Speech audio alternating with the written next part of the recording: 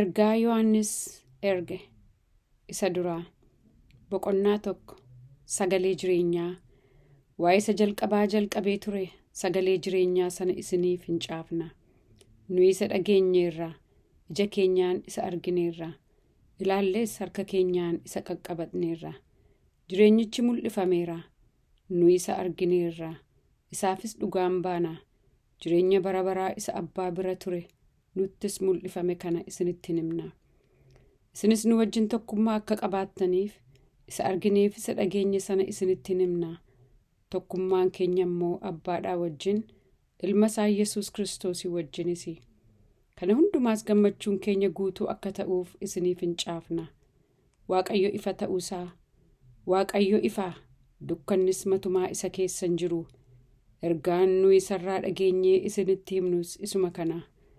Waaqayyo wajjin tokkummaa qabna jennee dukkana keessa yoo deddeebine hin sobnaa. Akka dhugaa sanaattis hin jiraannu. Akka inni ifa keessa jiru, nuyis ifa keessa yoo deddeebine, nuyi walii keenyaa wajjin tokkummaa qabna. Dhiigni ilma isaa Yesuus immoo cubbuu hundumaatti nu qulleessa. Cubbuu hin qabnu yoo jennee of hin sossobna. Dhugaanis nu keessa hin jiru.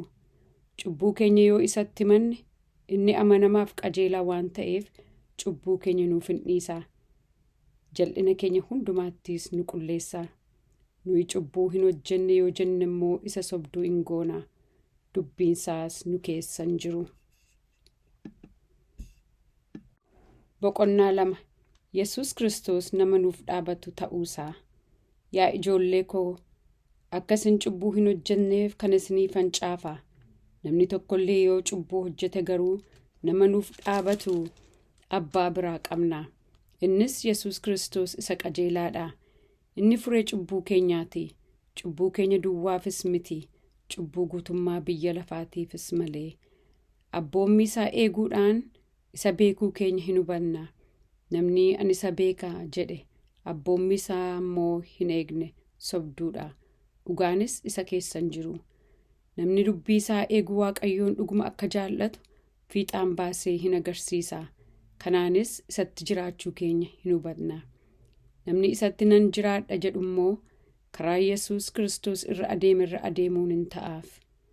Abboommii isa haaraa. Michoota koo, abboommii moofaa isa durii jalqabee isin bira ture malee amma abboommii haaraa isiniif hin caafu. Abboommiin moofaan sun immoo dubbicha isuma isin dhageessanidha. Karaa tokko immoo abboommii haaraa isiniif nan caafa. Kunis isa biratti isin birattis dhugaadha. Ifni dhugaa ammuma waan ibsuuf dukkanni darbuutti jira. Namni ani ifa keessan jira jechaa obboleessa isaa immoo jibbu ammayyuu dukkana keessa jira. Namni obboleessa isaa jaallatu ifa keessan jiraata. Isa keessas wanti nama gufachiisu hin jiru. Namni obboleessa isaa jibbu garuu dukkana keessa jira. Dukkanicha keessas hin deddeebi'a. Dukkanichi ija isaa waan jaamseef gara itti adeemu hin beeku. Isin ijoollota nana, maqaa isaatiin cubbuun keessan akka isiniif dhiifame isiniif caafuuttan jira. Isin abboota nana, isa jalqabaa jalqabee jiru sana akka isin beektan isiniif caafuuttan jira. Isin dargaggoota nana, isa hamaa akka mootan isiniif caafuuttan jira. Isin ijoollota nana, abbaa akka isin beektan isiniif caafeera. Isin abboota nana, isa jalqabaa jalqabee jiru sana akka beektan isiniif caafeera. Isin dargaggoota nana, isin jaboo akka taatan, dubbiin Waaqayyoos isin keessa akka jiraatu, isa hamaas akka mootan isiniif caafeera. Biyya lafaa yookiis waan biyya lafaa jaallachuutti hin hidhaminaa. Namni tokko biyya lafaa jaallachuutti yoo hidhame, Waaqayyo abbaa jaallachuun isa keessa hin jiru. Wanti biyya lafaa keessa jiru hundinuu, hawwiin foonii, hawwiin ijaas, jireenyaan kooruunis biyya lafaa keessaa ba'a malee abbaa biraa hin ba'u. Biyyi lafaa hawwiinsaas hundinuu hin darba. Namni fedha Waaqayyoo raawwatu garuu bara baraan hin jiraata. Dhufa warra Kiristoosiin mormanii. Ijoolle, yeroon kun isa dhumaati. Kiristoosiin kan mormuu akka dhufuu kanaan dura dhageessaniittu. Ammas warri Kiristoosiin morman baay'ataniiru. Kanaafis yeroochi isa dhumaa akka ta'e nuyi hin beekna. Isaan nu keessaa ba'an malee kan keenya miti. Utuu kan keenya ta'anii nu wajjin itti fufu turani. Garuu isaan hundinuu kan keenya akka hin ta'in mul'atuuf nu keessaa ba'ani. Isin garuu isa qulqulluu sanaan dibamtaniittu. Hundumti keessanis beektota. Isin dhugaa waan hin beekneefan isiniif caafa miti.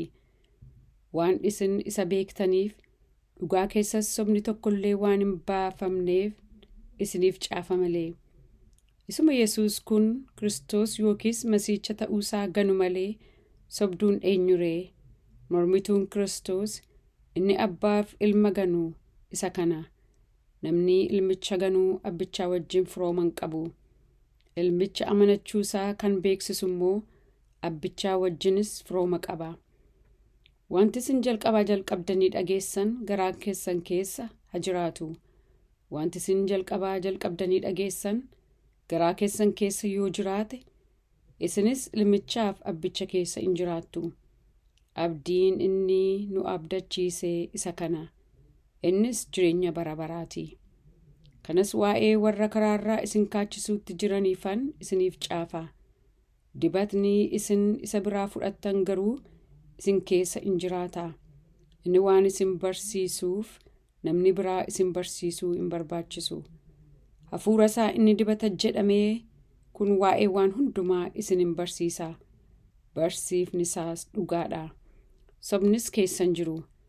Egaa akkuma inni isin barsiisetti isatti jiraadhaa.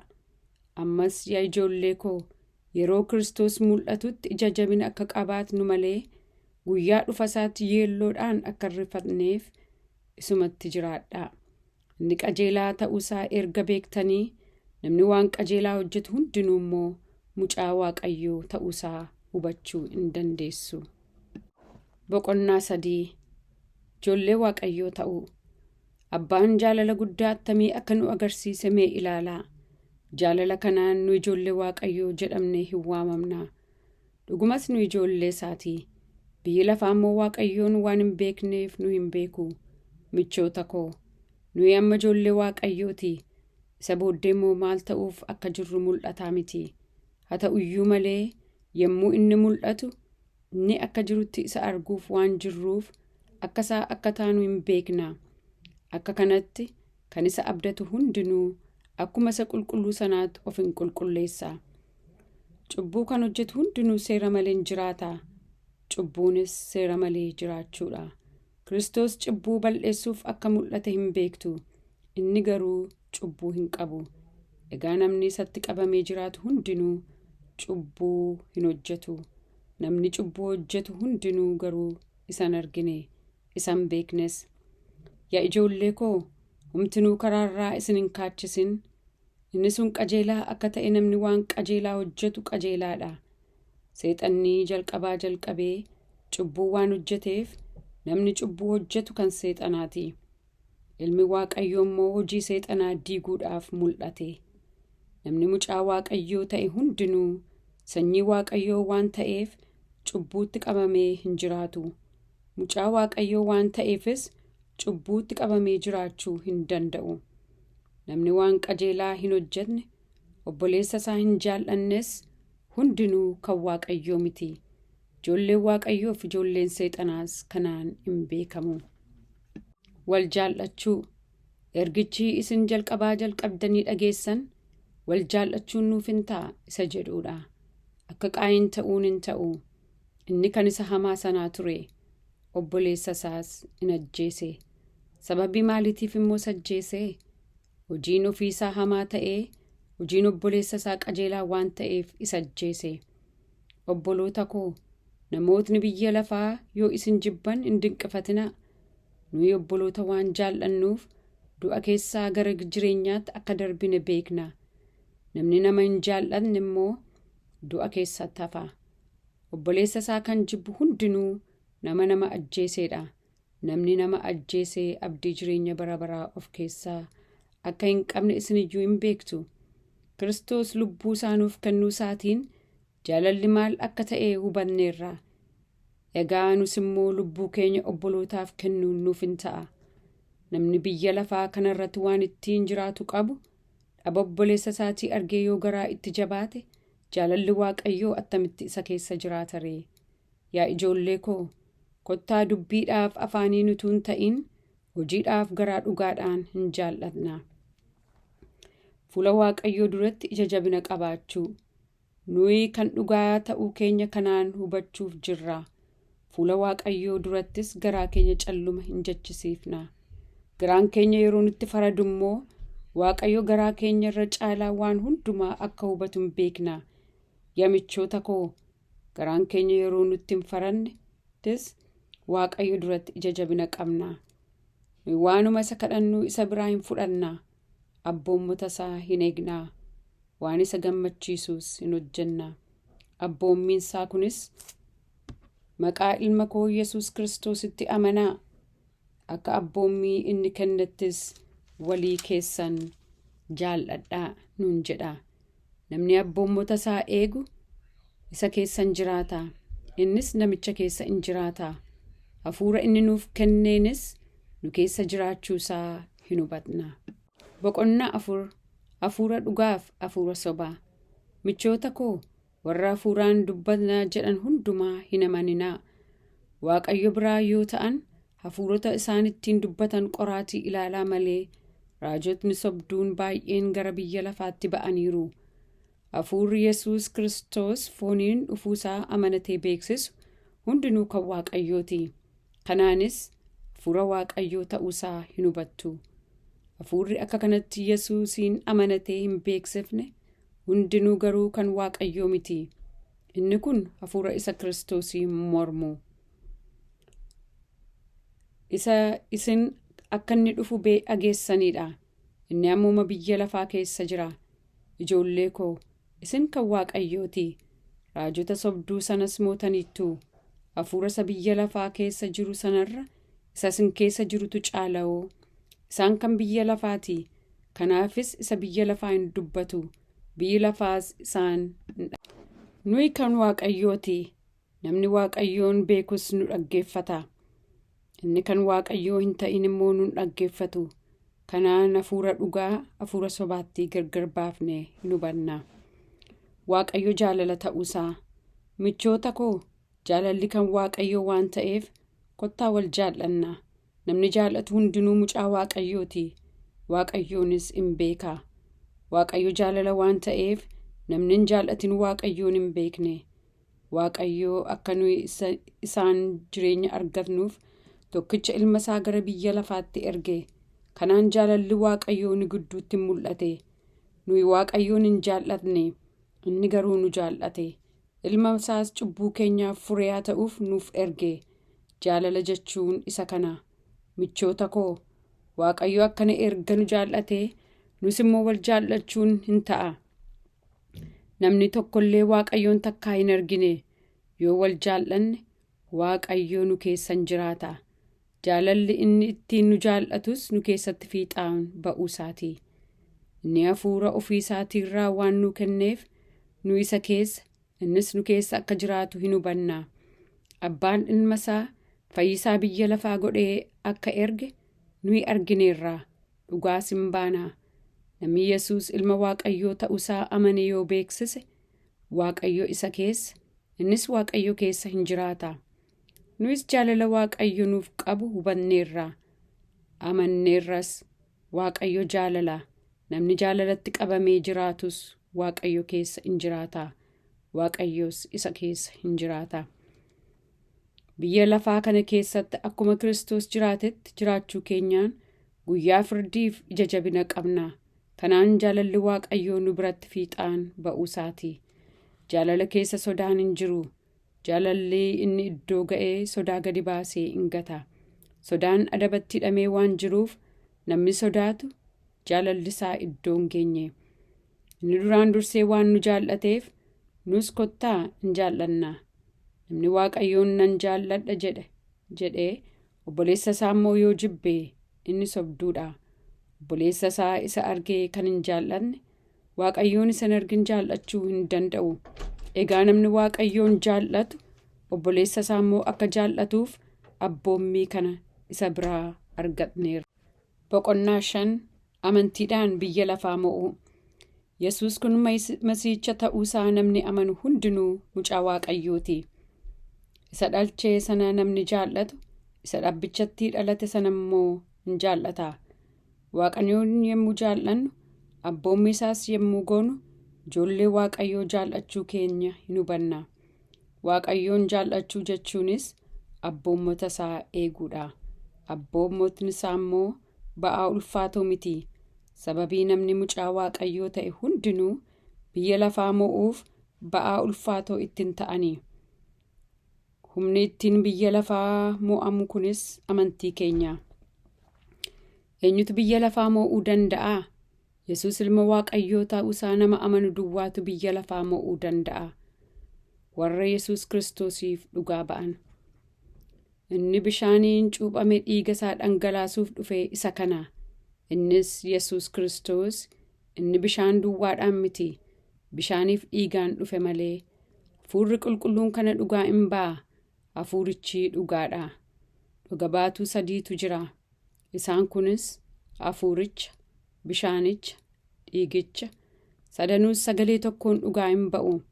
Isa namootni dhugaa ba'an kan fudhannu erga taanee, ni Waaqayyo dhugaa ba'u immoo hin caala. Dhugaan Waaqayyoos isa inni ilma isaatiif dhugaa ba'uudha. Namni ilma Waaqayyootti amanu dhugaa kana of keessaa qaba. Namni Waaqayyoon hin amanne garuu isa Waaqayyo ilma isaatiif dhugaa ba'e waan amanuu dhiiseef Waaqayyoon sobduu gochuu isaati. Waaqayyo jireenya bara baraa nuuf kenne. Egaa dhugaansaa isa kana.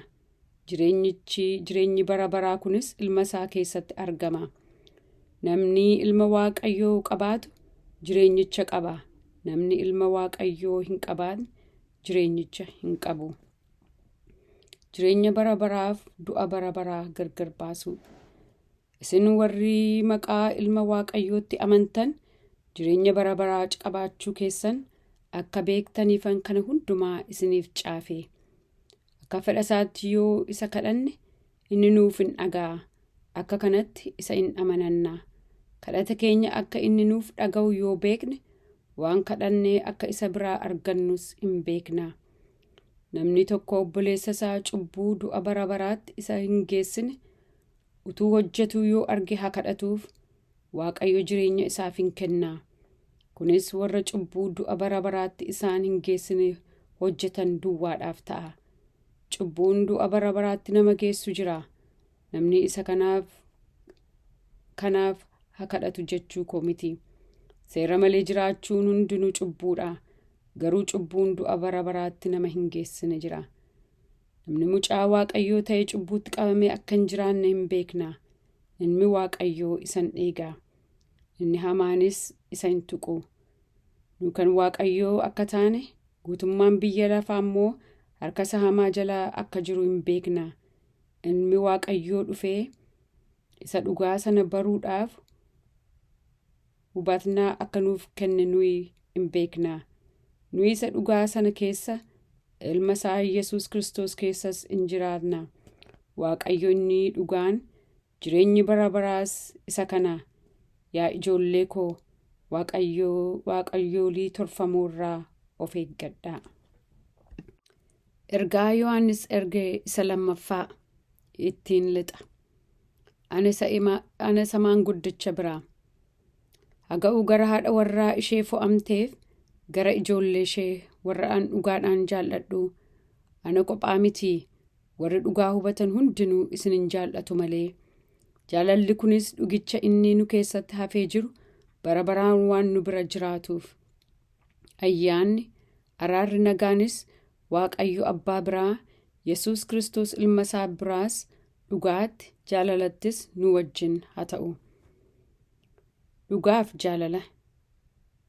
Ijoollee kee keessaa kaan akkuma nuyi Abbaa biraa abboomamnetti dhugicha duukaa utuu buutanii argachuun baay'ee nu gammachiise. Yaa haadha warraa, abboommii haaraa siif caafuuf miti. Garuu nuyi walii keenya akka jaallannu abboommii isa durii jalqabnee qabna turre sana isin yaadachiisuuf malee.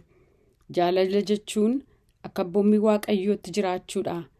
akkasitti akka jiraannuuf abboommiin jalqabdanii dhageessan isa kanaa. Warri nama waldhaalchisan Yesuus Kiristoos fooniin dhufuusaa amananii warri hin beeksifne baay'een gara biyya lafaatti ba'aniiru. Inni nama waldhaalchisu, inni Kiristoosiin mormu isa akkasiiti. Of eeggadhaa, mindaa guutuu akka argattaniif kanaa achi inni itti dadhabdan hundinuu isin duraa hin bada. Namni barsiisa Kiristoositti qabamuu dhiise kanarra darbee barsiisu Waaqayyoon of biraa hin qabu. Inni barsiisichatti qabamee jiraatu immoo Abbaa, Ilmas of biraa qaba. Namni barsiisa kana hin fudhanne isin barsiisuuf yoo dhufe garuu mana keessanitti hin simatinaa. Nagaayyuu isa hin gaafatinaa. Namni nagaa isa gaafatu hojii isaa isa hamaatti hirmaachuu isaati. Ittiin raawwata. Kanan siif caafullee waan baay'ee qaba. Garuu gammachuun keenya guutuu akka ta'uuf qalamiidhaan waraqata irratti isiniif caafuu hin barbaadne. An dhufee wal arginee afaaniin isinii wajjin haasa'uu nan abdadha. Ijoolleen obboleettii kee ishee fo'amtee nagaa siif dhaamu. Ergaa Yohaannis erge isa 3ffaa ittiin lixa. Ana isa maanguddicha biraa. Haa ta'uu gara Gaayoos jaallatamaa isan dhugaadhaan jaalladhu. Yamichuu koo akkuma karaa lubbuu sitti tole, karaa hundumaan akka sitti tolu, akka ati fayyaa taatus nan kadhadha. Obbolootni tokko dhufanii dhugaatti qabamtee akka jiraattu, dhugaadhaaf amanamummaa kee mul'isanii yommuu dubbatan guddaan gammade. Ijoolleen koo dhugaatti qabamanii jiraachuu isaanii dhaga'uun gammachuu kooti. Gammachuu kana caalaas hin qabu. Wal simachuun obbolootaa jajamuusaa. Yamichuu koo waan obbolootaaf caalaa dhumatti immoo keessummootaaf gootu amanamummaadhaan in hojjetta. Obbolootni keessummummaadhaaf dhufan sun waa'ee jaalala kee waldaa kiristaanaa duratti mul'isanii dubbataniiru. Waaqayyo duratti qajeelaa akka ta'utti karaadhaaf waan isaan barbaachisu laattee fi yoo isaan geggeessite gaarii hojjechuu keeti. Isaan maqaa Kiristoosiin barsiisuudhaaf ba'aniiru. Warra amantoota hin ta'inirraas homaa hin fudhatanii. Nuyi dubbii dhugaa kana keessatti hidhata isaanii ta'uudhaaf namoota akkasii kana simannee gargaaruun nuuf hin ta'a. Gorsa waldiduurraa of eeggachiisuu. Ani waldaa kiristaanaatiif waan tokko caafeera. Diyootireefes inni geggeessituu ta'uu barbaadu immoo nu hin dhaga'u. Egaa yoon dhufee waan inni hojjetuuf isanni dubbii hundee hin qabneen maqaa keenya balleessu hundumaa nan kaasa. Kunumtuu isa ga'uu dinnaan ofii isaatii obboloota warra diidaa dhufan dhaga'uu didee, warra obboloota kana dhaga'uu barbaadan immoo waa'ee waldaa kiristaanaa keessaa hin baasa. Yaamichuu koo waan hamaa hin akkeessin, waan gaarii akkeessi malee. Namni waan gaarii hojjetu kan Waaqayyooti. Namni waan hamaa hojjetu Waaqayyoon hin argine. Namoonni hundinuu waa'ee Dimooxiroosiif waan gaarii mul'isanii hin dubbatu. Ija dhugaa durattis waan gaariitu dubbatamaaf. Nus immoo kana mul'ifnee hin dubbatna. Atis inni nuyi mul'ifne dubbatnu kun dhugaa akka ta'e hin beekta. Ittiin raawwata. Kanan siif caafuulee waan baay'ee qaba. Garuu bi'iriidhaaf qalamiidhaan siif caafuu hin barbaadu. Afaaniin walii wajjin akka haasofnuuf dafee si arguu nan abdadha. Nagaan siif haa ta'u. Firootni kee nagaa siif ergu. Tokkuma tokkoon maqaa dha'iitii firoota keenyatti nagaa nuuf hime.